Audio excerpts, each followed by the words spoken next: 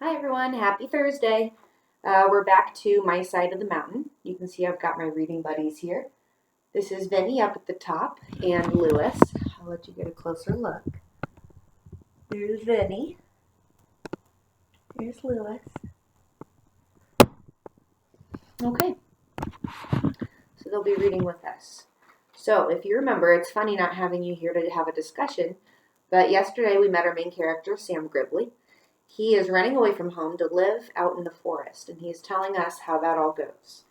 So the last thing that happened yesterday, as is always a good thing to do when things are busy like now, he left his terrible night from sleeping outside in the cold, and he found that old man's house. And the old man taught him how to make a fire and helped him cook his fish. All right, so the next chapter is called I Find Dribbly's Farm. The next day I told Bill goodbye, and as I strode warm and fed onto the road, he called to me. I'll see you tonight. The back door will be open if you want a roof over your head. I said okay, but I knew I wouldn't see Bill again. I knew how to make a fire, and that was my weapon. With fire, I could conquer the Catskills. I also knew how to fish. To fish and to make fire. That was all I needed to know, I thought. 3 rides that morning took me to Delhi. Somewhere around here was great-grandfather's beech tree with the name Dribbly carved on it. This much I knew from Dad's stories. By 6 o'clock, I still had not found anyone who had ever heard of the Dribblys, much less Dribbly's beach. And so I slept on the porch of the schoolhouse and ate chocolate bars for supper. It was cold and hard, but I was so tired I could have slept in a wind tunnel. At dawn, I thought real hard. Where would I find out about Dribbly's farm? Some old map, I said. Where would I find an old map? The library? Maybe. I'd try it and see. The librarian was very helpful.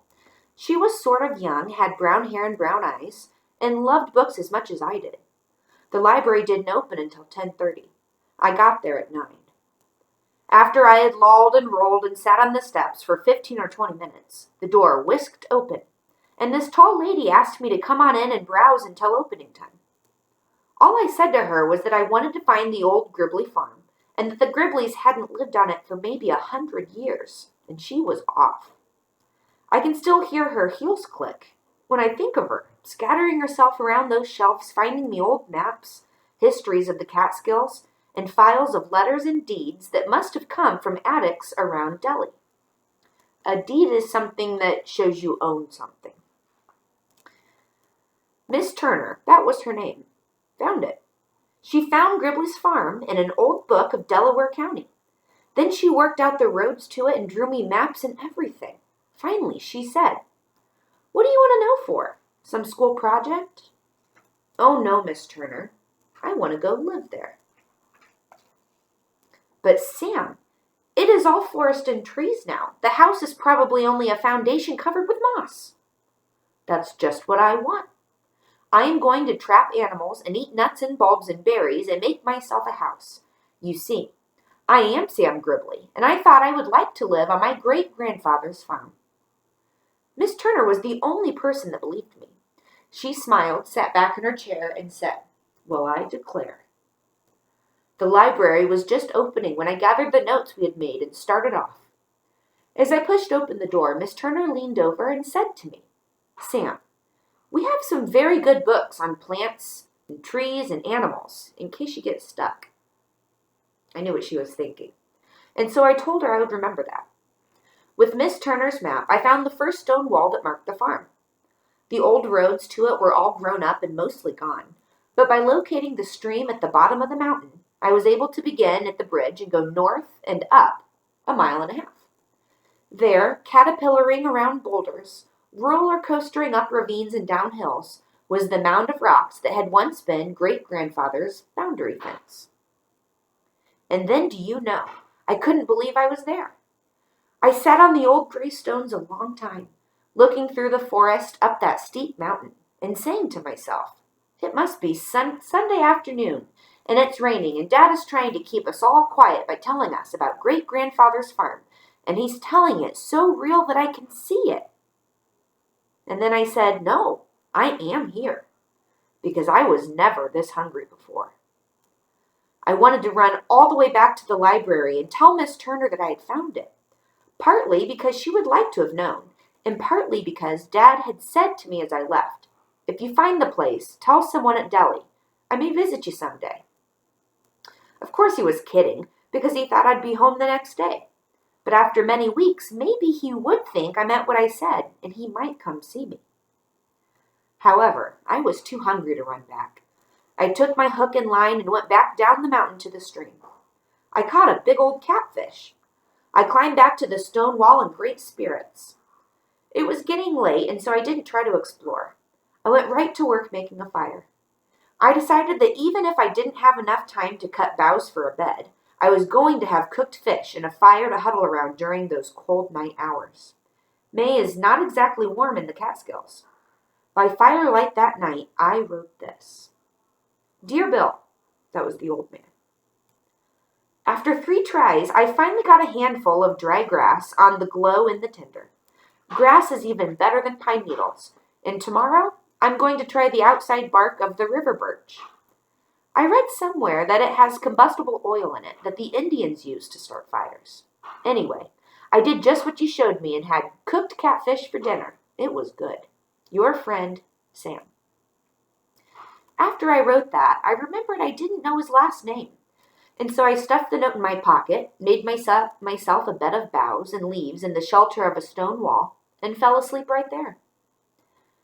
I must say this now about that first fire. It was magic. Out of dead tinder and grass and sticks came a live, warm light. It cracked and snapped and smoked and filled the woods with brightness. It lighted the trees and made them friendly and warm. It stood tall and bright and held back the night. Oh, this was a different night than the first dark, frightful one. Also, I was stuffed on catfish. I have since learned to cook it more, but never have I enjoyed a meal as much as that one, and never have I felt so independent again. Before I go to the next chapter, I just want you to think about this. If you had been Sam, do you think you would have felt similarly proud to have been able to have cooked a meal? I have never done that in the wild. I bring my own food to cook, but I think that would be a very satisfying accomplishment.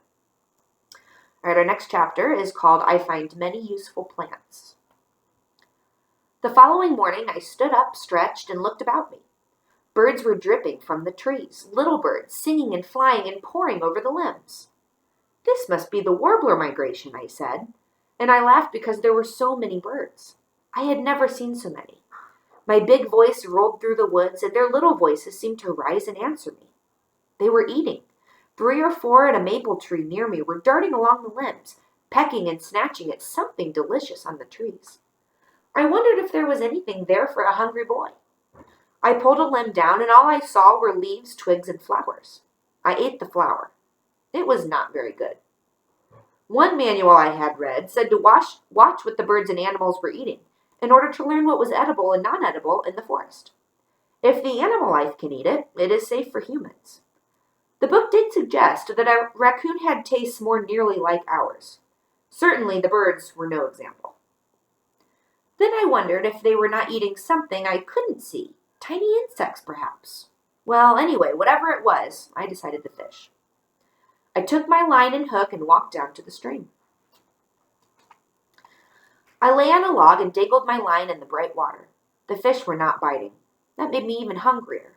My stomach pinched. You know, it really does hurt to be terribly hungry. A stream is supposed to be full of food. It is the easiest place to get a lot of food in a hurry. I needed something in a hurry. But what?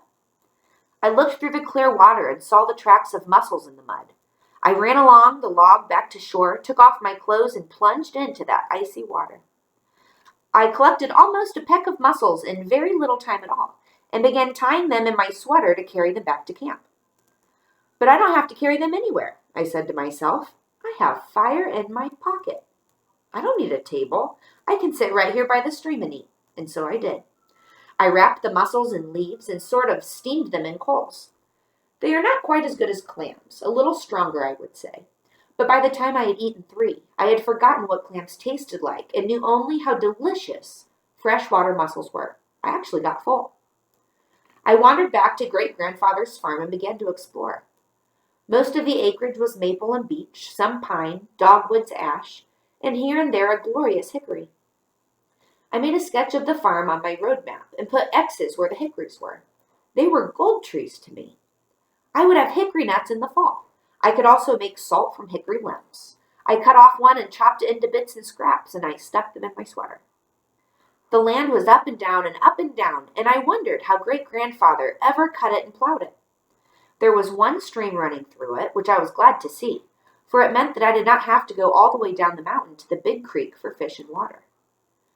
Around noon, I came upon what I was sure was the old foundation of the house. Miss Turner was right. It was ruins. A few stones in a square, a slight depression for the basement, and trees growing right up through what had once been the living room. I wandered around to see what was left of the Dribbly home. After a few looks, I saw an apple tree. I rushed up to it, hoping to find an old apple. No apples beneath it. About 40 feet away, however, I found a dried one in the crotch of a tree, stuck there by a squirrel had forgotten. I ate it. It was pretty bad, but nourishing, I hoped. There was another apple tree and 3 walnuts. I scribbled X's. These were wonderful finds. I poked around the foundations, hoping to uncover some old iron implements that I could use. I found nothing. Too many leaves had fallen and turned to loam.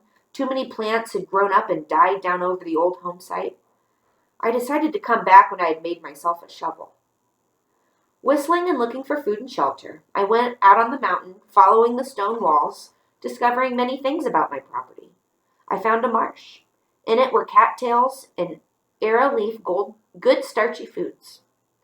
At high noon, I stepped onto a mountain meadow.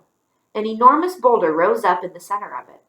At the top of the meadow was a fringe of white birch.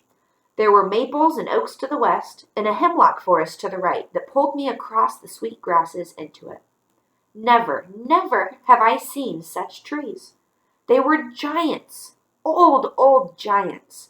They must have begun when the world began. I started walking around them. I couldn't hear myself step, so dense and damp were the needles. Great boulders covered with ferns and moss stood among them. They looked like pebbles beneath those trees. Standing before the biggest and the oldest and the most king-like of them all, I suddenly had an idea. And we will stop there for today. All right, thank you, everyone. I will see you again tomorrow. Remember, if you want to doodle while I'm reading, go for it. And you can always send me a message about what you think about the book. All right, happy Thursday.